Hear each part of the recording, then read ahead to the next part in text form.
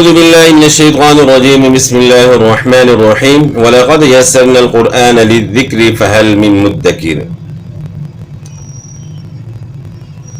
تجوید قاعدہ course book number 1 اور سبق نمبر 16 جو ہے آج ہم نے پڑھنا ہے، جو کہ تنوین کے متعلق ہیں۔ اس سے پہلے ہم نے جو ہے سنگل حرکات پڑھی تھیں، بڑی حرکات سنگل حرکات ہم نے پڑھی تھیں، اور اب یہاں جو ہے نا حرکات جو ہے ڈبل ہو گئی ہیں۔ تو حرکات کے متعلق جو ہے آپ کو پہلے بتایا تھا کہ حرکات میں جو ہے 3 باتوں کا خیال آپ نے رکھنا ہے۔ وہ 3 باتیں کون سی ہیں؟ نمبر 1، لمبا کر کے نہیں پڑھنا، اس طرح جھٹکا دے کر نہیں پڑھنا، اور مجہول نہیں پڑھنا۔ 3 باتوں کا جو ہے آپ نے ہمیشہ خیال کرنا ہے۔ حرکات تو 3 ہیں، لیکن ان تینوں کو آپ صحیح اندازے سے ادا کریں گے تو صحیح عربی لہجے میں جو ہے آپ قرآن پاک کی تلاوت کر سکتے ہیں۔ تو پہلے سنگل حرکات تھیں اور اب جو ہے ڈبل حرکات آ گئیں۔ تو ڈبل حرکات جو ہے ان کو تنوین کہتے ہیں، تنوین کہتے ہیں، اور دوسرا نام ان کا نونی تنوین بھی ہے، کیونکہ ان کے اندر نون کی آواز آتی ہے، ناک سے مسئلے کی آواز آتی ہے، تو یہ نون کی آواز ہے، اس کے پڑھنے کے اندر نون کی آواز ہے، تو اس لیے ان کو نونی تنوین بھی کہتے ہیں۔ تنوین 2 زبر 2 زیر 2 پیش کی ادائیگی۔ تنوین والے حرف کو نون کی آواز سے ملا کر پڑھیں، یعنی جب اس کو آپ ادا کریں گے تو اس کے اندر نون کی آواز آنی چاہیے۔ اچھا، اب تصویروں میں جو ہے آپ دیکھ سکتے ہیں زبر کی ادائیگی، زیر کی ادائیگی اور پیش کی ادائیگی اس طریقے سے جو ہے نا آپ نے کرنی ہے۔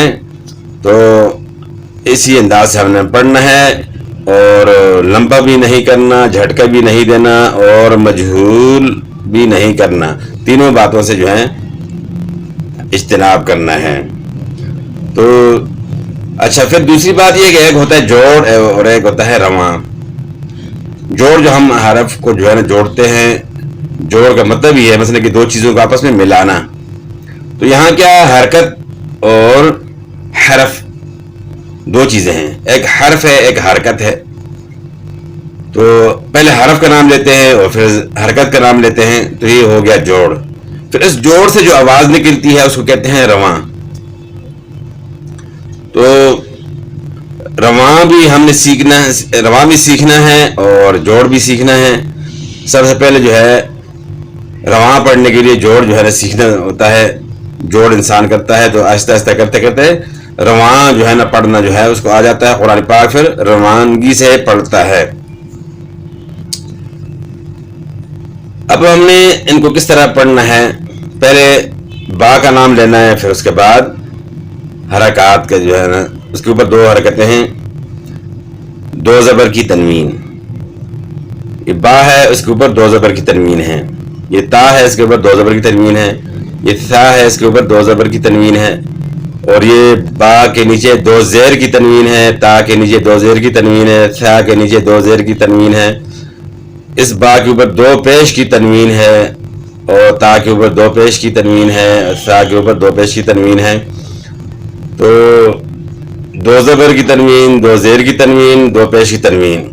اب ہم نے ان کا جوڑ اور رواں کرنا ہے۔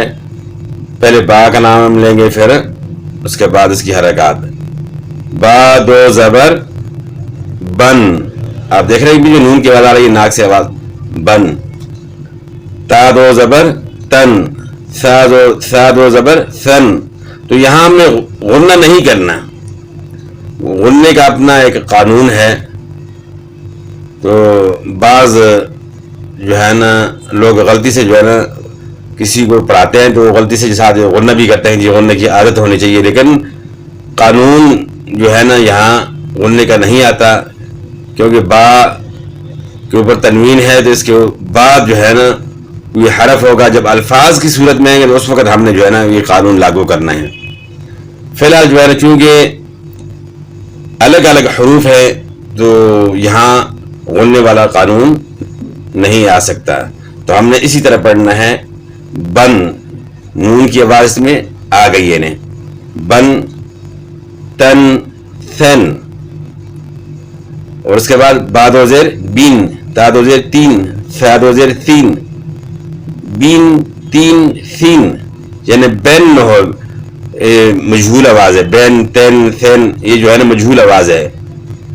عربی کے اندر جو ہے نا اس طرح نہیں پڑھتے, عربی میں معروف آواز ہوتی ہے, مجہول نہیں ہوتی. باقی زبانوں کے اندر مجہول آواز ہوتی ہے اور عربی میں معروف ہوتی ہے, تو ہم نے مجہول سے بچنا ہے, معروف پڑھنا ہے. بین, تین, ثین. اس کے بعد با دو پیش بون, تا دو پیش تون, ثا دو پیش سون, بون, تون, سون. تو اس طریقے سے جو ہے نا ان حرکات کو ادا کرنا ہے, یعنی تنوین کو اس طرح آپ نے پڑھنا ہے. اور آپ کو یہ معلوم بھی ہو گیا کہ تنوین کے اندر نون کی آواز ہے, تو یہ ایک اس کی اپنی ایک پہچان ہے کہ حرکات کے اندر تنوین یعنی کس طرح ادا ہوگی. تو یہاں تک جو ضروری باتیں تھیں وہ ہو چکی ہیں. تو اب انشاءاللہ اس کے متعلق آگے اسباق میں جو ہے نا تنوین کے متعلق پھر الفاظ کی صورت میں جو ہے انشاءاللہ ہم مزید سیکھیں گے کہ ہم نے کس طرح ادا کرنا ہے, اور باقی جو اس کے اندر ضروری باتیں ہیں وہ انشاءاللہ ہم پڑھیں گے. تو آج کے لیے اتنا ہی کافی ہے. والسلام.